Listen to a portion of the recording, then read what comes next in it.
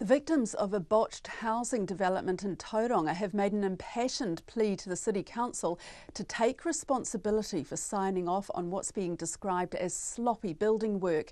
The council decides this evening what is next for the 21 homeowners in the Vista development who were evacuated in March due to safety concerns. Eva Corlett filed this report from Tauranga. The properties, now deemed too dangerous to live in, managed to get council sign-off despite major construction defects. Emotional residents met with councillors this morning to make a plea: buy their homes for the market value before the defects were found. Residents Andrew and Chloe Stewart described the excitement of building their first home. Through that process, after we sat down, we did things like choosing our colours, our carpets, putting personal input into things like our joinery and just making it our own. And as a first home buyer, we worked hard to be able to get to this point, to be able to enjoy that. But Bella Vista residents' dreams of decorating, starting families and investing in their properties were thwarted after their homes were condemned in March and everyone was ordered out. Resident Deegan Prodger says the evacuation has taken its toll. It's put a strain on my marriage, our family dynamics, our jobs, and for my daughter who's schooling. Leaving our house so abruptly and moving around traumatised my daughter so much that when we finally got back home temporarily, she said, "I'm not going to unpack my bag because the man's just going to move us again." Another resident, solo mother Sasha Tyrell, says it's been a big stress for her 2-year-old daughter to be shunted between hotels and rental accommodation. Over the last 3 months, she has been admitted to hospital once. There have been 2 trips to the doctors. She has regressed in her sleeping and rarely sleeps solidly through a night anymore, something that she had started doing from about 8 months old. Now she wakes most nights crying and unsettled.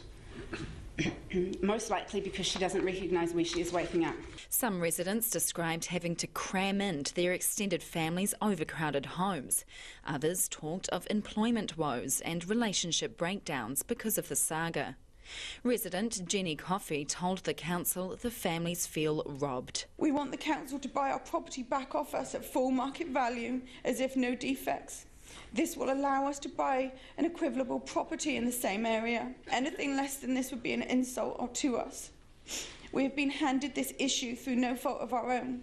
We did not ask for this. All we did was buy a house and put our trust in the process. Residents Colin and Jan-Marie Mills said it's only fair the council also pays back homeowners the money they shelled out for consents. That's what most other businesses have to do. If I hadn't prepaid for the service, you wouldn't have been getting the money out of me, because you didn't deliver. This afternoon, the council has been deliberating over 4 options, including buying the properties, fixing them or issuing appropriate notices.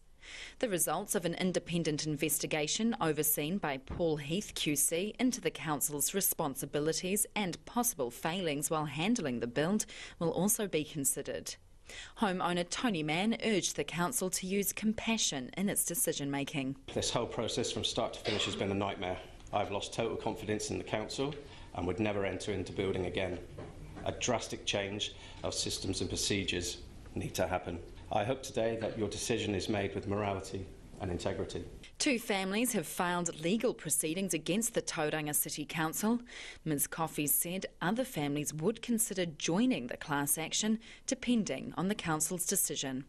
I Tauranga mō te hōtaka o te ahiahi nei, ko Eva Corlett tēnei.